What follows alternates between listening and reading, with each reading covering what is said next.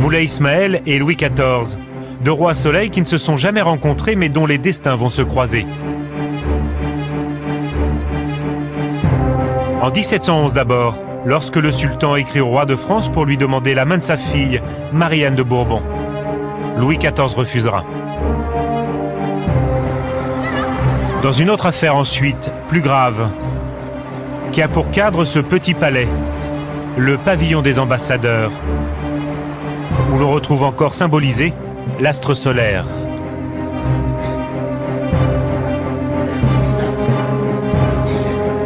Ici va se jouer le sort de quelques dizaines de Français capturés sur mer et devenus otages du sultan.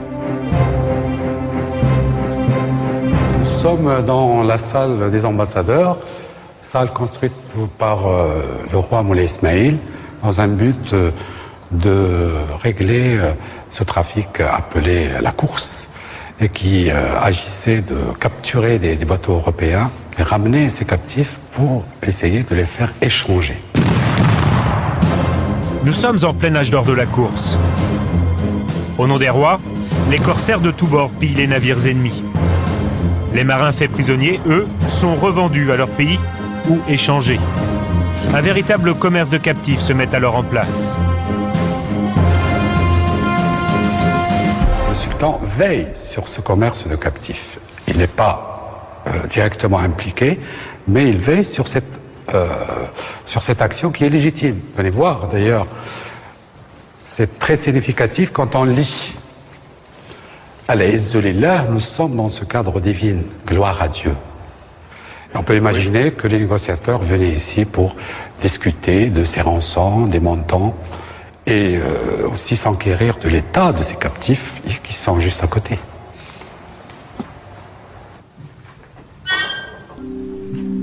Louis XIV enverra 3 missions afin de libérer les prisonniers, sans succès. Sous le pavillon, un lieu de sinistre mémoire où ces hommes ont passé une grande partie de leur captivité, au milieu des assassins et des opposants au sultan. Nous sommes donc en plein dans les prisons de Moulay Ismaël, symbole de fermeté, parce qu'il a fallu être ferme.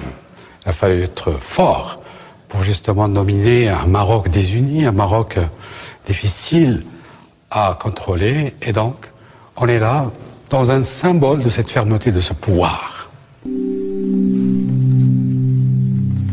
Des milliers d'hommes seront enfermés dans cette prison qui courait, dit-on, sous toute la ville impériale.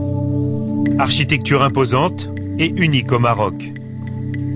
Et les encoches là-bas sur les voûtes? Alors on dit que les plus dangereux de ces criminels qui étaient beaucoup plus révoltés étaient quelquefois accrochés comme ça, hein, carrément.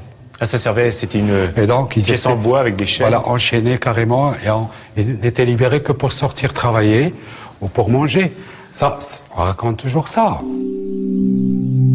Cette gravure du XVIIIe siècle donne une idée de la personnalité du sultan.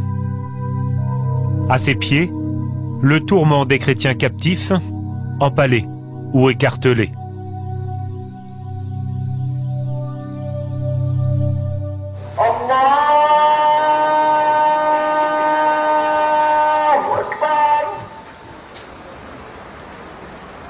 Moulay Ismaël, sultan cruel, mais également architecte insatiable. Pendant les 55 ans de son règne, il ne va jamais cesser de bâtir. Des murailles, des mosquées, des palais, des jardins comme celui-ci. Un jardin, aujourd'hui transformé en golf.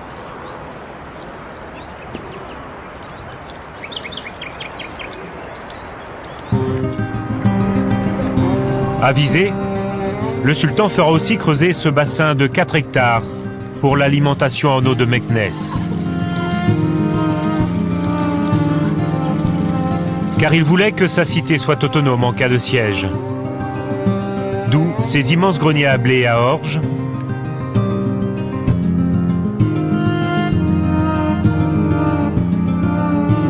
ainsi que ces écuries qui contenaient, dit-on, 12 000 chevaux.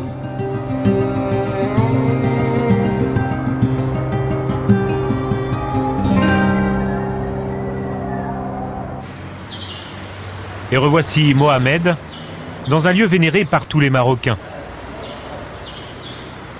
Un lieu de culte. Il faut donc se déchausser avant d'entrer.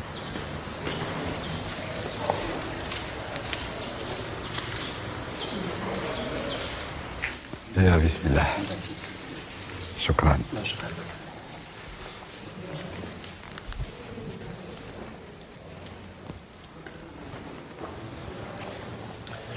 Alors là, on est au mausolée.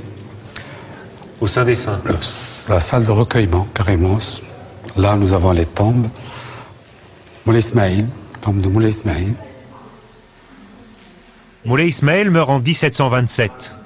C'est lui qui installe véritablement les Alaouites au pouvoir au Maroc. Avec l'actuel roi Mohamed VI, cette dynastie règne toujours aujourd'hui. Les Alaouites, une lignée royale venue d'Arabie et aux origines des plus prestigieuses. On voit par exemple là l'arbre généalogique qui va jusqu'au prophète Mohamed, parce que ce sont quand même des descendants directs du prophète. Là, sa fille, Fatim Zahra, et puis après, le Hassan, et on va jusqu'à Mohamed Nafs al-Zakiya, al-Qasim, Ahmed, et ainsi de suite, à Ali, Abou Bakr. Et on est dans cette suite généalogique. Depuis le prophète jusqu'à Moulay Ismaïl. Il est où Moulay Ismaïl? Ici, voilà. Moulay Ismaïl, le fondateur de cet empire alawite. Et après lui? Et après lui, bon, on a Abdallah, Hicham, Abdelrahman, Mohamed, Hassan Ier, Youssef, Mohamed V, Hassan II, et bien sûr, ici Mohamed VI. L'actuel roi du Maroc. L'actuel roi du Maroc.